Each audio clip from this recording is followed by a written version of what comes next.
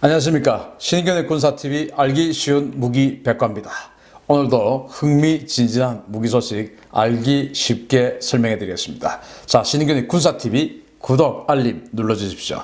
자, 오늘은 아파치가 될 뻔했던 비운의 공격 헬기 YAH-63 알려드리겠습니다. 자, 아파치 공격 헬기, 지금 미국이 쓰고 있는 최강의 공격 헬기죠. 그 아파치 공격 헬기가 될 뻔했던 그런 경쟁 기종이었어요. 어쩌다가 지금의 아파치에게 떨어졌는지 한번 보겠습니다. 자, 대규모의 그 소련 기갑부대에 대적할 희망 AH-1 코브라를 배치를 서두르던 미국입니다. 1970년도죠. 자, 나 한대면 너희 전차 최소 8대 박살난다. 이제 이러던 시절이었어요. 그래서 이제 공격 헬기 쫙 해보니까, 이야, 이제 과거에는 이 소련 그리고 동구권, 이 유럽에 있는 동구권 전차가 54,000대였고, 이 서방 나토군 전차는 23,000대밖에 안 되니까 이거 완전 중과부적 상대가 안 되는 것이죠. 이 서유럽 또 동유럽 이 지역은 평원이니까 그냥 전차전 아닙니까? 야, 어떡하지 하다가 이제 미국이 이 코브라를 만들었고 베트남전에 한번 투입해보니까 끝내주는 겁니다.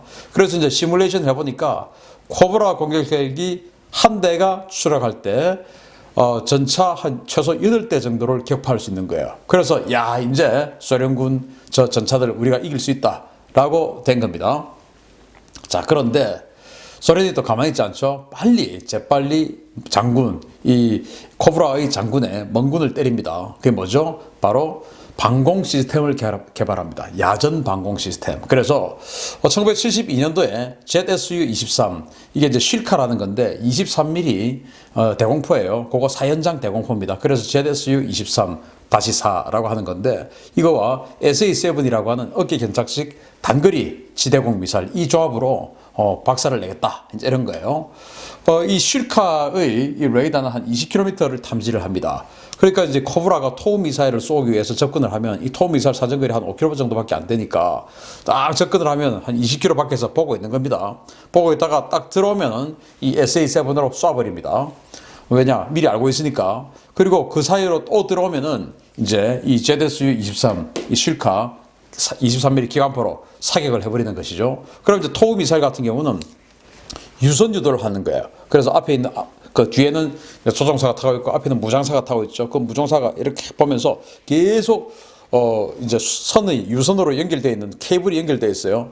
케이블도 되게 굵어요. 거의 낚싯줄 정도, 굵은 낚싯줄 정도 되는 건데, 그게 쭉 풀리면서 이렇게 미사일을 날아가요. 날아가는데 계속 무장사가 이제 유도를 이렇게 렌즈를 보면서 이제 합니다.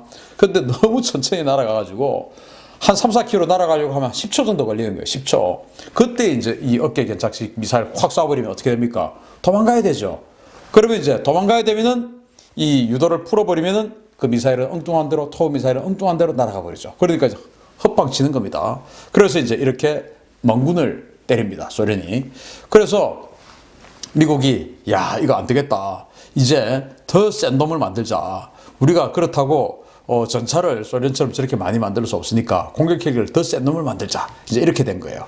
그래서 소련의 방공망 극복이 가능한 신형 공격 헬기 획득에 나선 미 육군인데, 이때가 1973년도입니다. 이게 바로 이제 아파치 공격 헬기 사업이에요.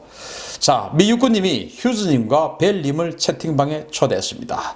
그래서 미 육군님이, 야, 내가 말이야 이번에 신형 공격 헬기 좀 장만하려고 하는데 요구사항 불러줄 테니까 잘 받아 적어봐. 이제 이렇게 됐어요. 그래서 벨이, 네 형님. 그래서 이제 육군이 일단 전천후 작전 가능해야 되고, 그리고 대전차 미사일 8발 미사일 달고, 그리고 1.9시간, 그러니까 한 2시간 가까이 작전 가능해야 되고, 또 엔진은 2개 있어야 돼. 그리고 2인승이야. 그리고 최대 이륙 중량 7.2톤이 넘어야 돼.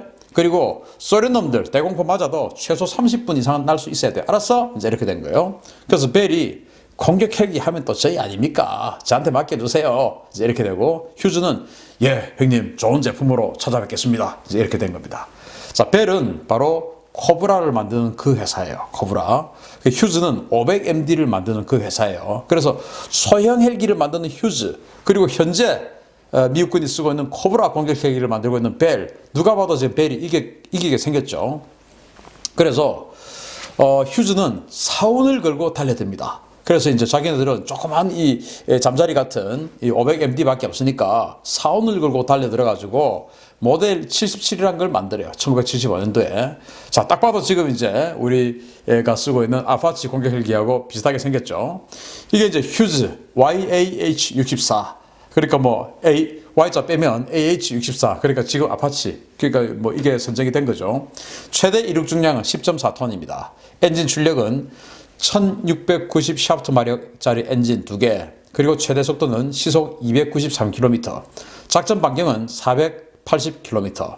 무장은 30mm 체인건, 그리고 2.75mm 로켓, 그리고 헬파이어 대전차 미사일 최대 16발입니다. 이렇게 해서 쫙 만들었어요.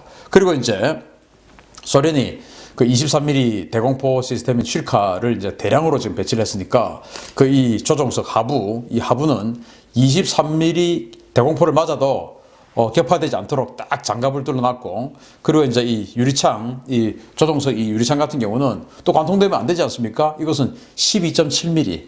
그러니까 전차나 장갑차 이런데 기관총 달려 있지 않습니까?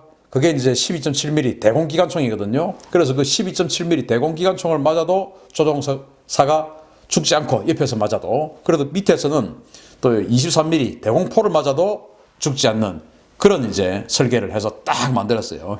휴즈가. 그리고 벨은 좀 사업을 안이하게 생각했습니다. 왜냐? 아니 공격 헬기 우리인데 지금 우리가 지금 코브라 만들고 있잖아. 그거 좀 뭐 까이 거 그 뭐 대충 뭐 코브라 그거 뭐 좀 이렇게 좀 앞에 옆으로 길게 당기고 앞으로 좀 느리고 뭐 이렇게 하면 뭐 되는 거 아니야? 해가지고 이제 만들었어요. 그래가지고 여기도 뭐 역시 여러 가지 스펙은 맞췄는데 어쨌든 지금 딱 봐도 코브라 공격 헬기의 살짝 부은 얼굴 같죠? 뻥튀기 좀 부었습니다. 자, 그래서 코브라의 확대 개량판이었던 YAH-63 이것은 이제 최대 이륙 중량이 9.5톤. 그러니까 아까 YAH-64 선정된 그놈이죠. 그 YAH-64에 비해서 최대 이륙 중량이 한 1톤 정도 작습니다. 엔진 출력은 비슷해요. 근데 이제 1톤 정도 작다 보니까 속도는 또 이게 빠릅니다. 시속 338km. 그리고 작전 반경도 이게 또 더 넓어요. 가벼우니까. 그래서 한 100km 더 넓어요. 587km. 무장은 30mm 게틀링건, 그리고 2.75mm 로켓, 그리고 헬파이어 미사일 최대 16발인데 이게 이제 그 YAH-64하고 63하고 다른 부분이 기관포예요. 기관포. 이 30mm 기관포가 그 AH-64에는 그냥 구경이 하나짜리, 그 총신이 하나짜리 체인건입니다. 그래서 퉁퉁퉁퉁퉁 이렇게 나가요. 실제 보면. 그런데 여기는 게틀링건입니다. 발칸포처럼 돌아가는 겁니다. 그래서 이제 돌아가다 보니까 속도가 무지하게 빠르죠. 뚝 이렇게 돌아가는데, 근데 지금 기존의 코브라에서 쓰고 있는 게 20mm 발칸포거든요. 20mm니까 총알이 우리 엄지손가락보다 약간 굵어요. 20mm, 2cm니까. 이 엄지손가락만 총알이 후루룩 하고 이제 나가는데 이 30mm는 지름이 3cm 아닙니까? 이거 실제로 보면 무슨 오이만 해요. 오이. 그 오이만한 게 후루룩 나가면 어떻게 됩니까? 너무 과무장이죠. 그래서 아파치에 있는 64에 있는 체인건 퉁퉁퉁 나가는 게 이게 오히려 더 좋다. 왜? 이 한 발 자체의 위력이 수류탄 정도 위력이 되는데 이걸 갖다 이 게틀링처럼 확 돌려서 엄청나게 빠르게 이 밀집한 공간에다가 많이 쏟아부을 이유가 뭐 있어요? 수류탄만한 걸 퉁퉁퉁 이렇게 해도 되죠. 뭐 그런 여러 가지 문제. 또 30mm나 되는 이런 강력한 기관포를 이 게틀링처럼 엄청나게 빠르게 돌려버리니까 이게 이제 진동 이런 것도 좀 무리가 갔을 겁니다. 자, 그래서 시험평가 중에 발생한 치명적인 사고가 생겼어요. 이제 시험평가를 합니다. 자, YH-63 CJ 2호기 추락 사고인데요. 1976년도 6월 4일인데 비행 안정성 평가를 위해서 이륙한 YH-63이 추락해서 조종사가 즉사한 사고입니다. 미 육군과 벨의 조사 결과 테일로터 구동축 결함에 의한 구동계통 파손이 추락의 직접 원인으로 밝혀졌으며 추락한 기체는 회수, 복원되어 시험평가에 재투입됐습니다. 이제 이륙하다가 그냥 내려앉았으니까 조종사는 죽었지만 기체는 이제 많이 부서지진 않았어요. 그래서 이제 이 벨에서 시제기를 2대를 제작했으니까 이거 한 대 사라지면 안 되죠. 그래서 이제 이걸 이제 고쳐가지고 계속 시험평가를 했는데 이때 이제 미 육군은 이거 안 되겠다. 라고 이제 생각을 한 거죠. 그래서 혹평이 나옵니다. 이제 혹평이. 어떤 혹평이 나오느냐. 이렇게 나옵니다. 야, 이륙 중량이 무려 10톤인데 로터 블레이드가 2개냐? 그래서 아파치는 보면 이 로터 블레이드가 4개지 않습니까? UH-60 블랙호크도 4개. 이제 이런 식으로 돼 있죠. 그리고 뭐, 스텔리온 같은 건 6개. 그래서 좀 무거운 헬기들은 로터 블레이드가 더 많아요. 왜? 하나의 블레이드가 더 많은 하중을 받으면 안 되잖아요. 그런데 이거는 아파치 같은 그런 덩치에 로터 블레이드가 2개밖에 안 되니까 이 하나의 로터 블레이드가 어마어마한 무게 한 5톤 정도를 감당을 해야 되는 것이죠. 그러니까 얼마나 이게 무리가 많이 가고 진동이 크겠습니까? 그리고 누가 봐도 지금 코브라 그 뭐 팅팅 부은 얼굴인데 너희 디자인은 놀고 있냐 이 자식아? 이제 이렇게 된 거죠. 디자인 이게 뭐냐? 너희 디자인은 뭐 했어? 이게 뭐야 이거? 코브라 팅팅 부은 얼굴 이거. 그리고 진동 너무 심하잖아. 진동이 블레이드가 2개니까 진동 심하죠. 야, 사업을 날로 먹으려면 진짜 힘 뽑아라. 니들한테 안 좋아 이놈아. 이제 이렇게 돼서 완전히 언론에서 어마어마하게 두들겨 맞습니다. 그래서 이때